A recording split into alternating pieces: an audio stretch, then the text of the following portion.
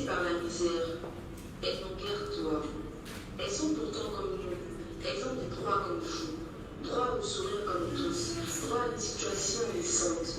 Droit à un logement. Droit à un métier. Droit au bonheur. Oui, avec nos cœurs nous pouvons.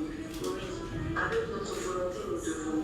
Ceci est le cri d'une tristesse, d'une détresse, car nous pouvons agir si nous le voulons. Voici mon cri de cœur, mon souhait le plus cher.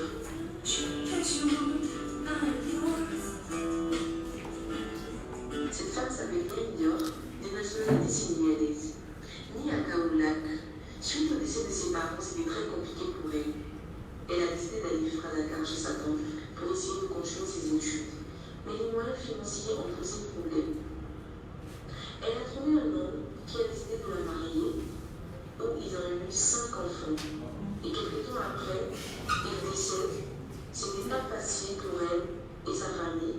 Et un jour, elle s'est décidée de se lever pour chercher des coups de main. Et Dieu a fait grâce. Elle déménagea quelque part. C'est vrai que ce salaire ne compte pas tout, mais ça lui permet de subvenir à ses besoins.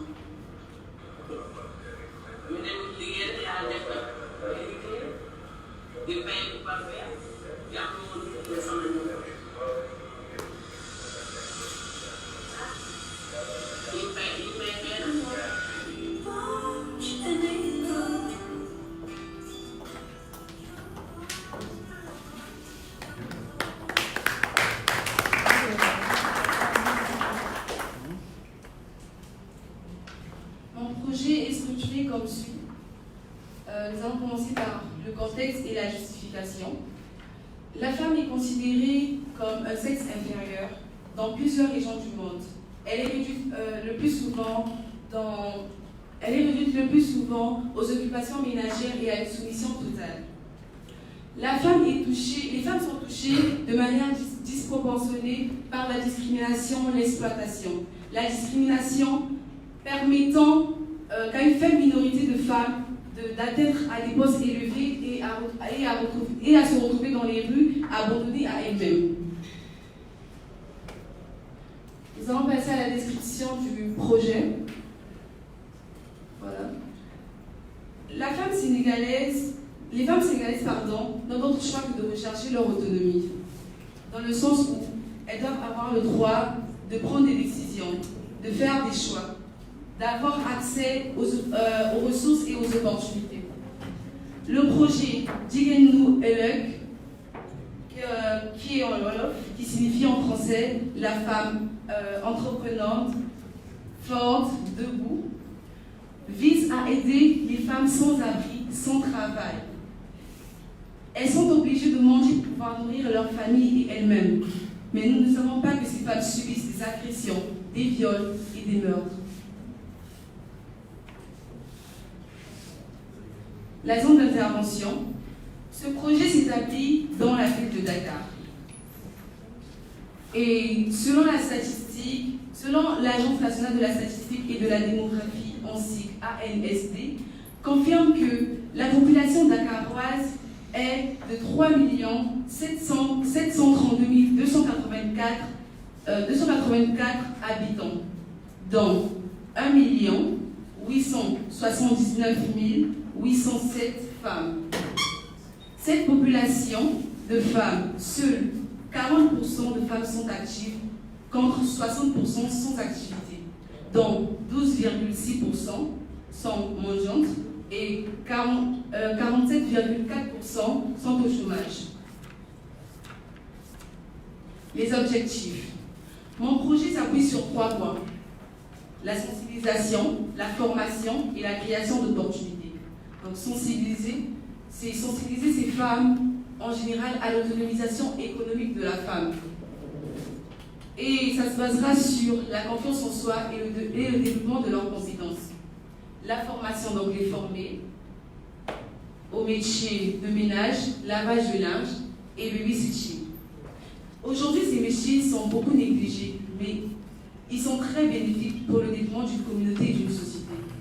La création d'opportunités, donc les placer dans les entreprises et chez les particuliers. Les actions prévues. Donc, Comme je l'ai dit au début, la sensibilisation, la formation et la création d'opportunités. La sensibilisation où on aura des échanges et des rencontres avec ces femmes pour essayer de détecter leurs difficultés. La formation, permettre à ces femmes d'avoir une formation meilleure afin d'avoir un bon résultat. La création d'opportunités, c'est comme je l'ai dit, de les placer dans des entreprises et chez les particuliers. Le résultat attendu, faire un travail meilleur avec ces femmes inactives pour aboutir à un impact économique de ce pays. Les partenaires. J'aimerais travailler avec Parole aux jeunes, formateurs en développement personnel, formateurs en cours de base de français, chefs d'entreprise, entrepreneurs, RFCP, regroupement des femmes consuméristes contre la féminisation de la pauvreté, et ASBEC, Association pour le bien-être global. Voilà. Au regard de tout ce qui précède, ici d'emblée de retenir que les raisons qui motivent le développement de ce projet sont les plus nombreuses. D'abord, tout part du postulat selon lequel une grande partie des femmes sénégalaises dépendent économiquement de leur époux. Ensuite, il s'est tout de suite fait remarquer que cette dépendance est génitrice d'une certaine vulnérabilité de la femme, dont l'évidence n'est plus à démontrer. Enfin, à la lumière des textes prônant les droits de l'homme, découle un pilier de ceci qui n'est autre que l'égalité des sexes, et ce principe a pour corollaire la disposition des mêmes droits entre le genre féminin et le genre masculin. Cependant, à l'observation de la société sénégalaise, l'on n'est pas censé savoir que cela demeure une sorte d'utopie, ce qui constitue pour nous un sérieux problème, car c'est par ce canal que passe nécessairement l'autonomisation économique de la femme sénégalaise. Je vous remercie.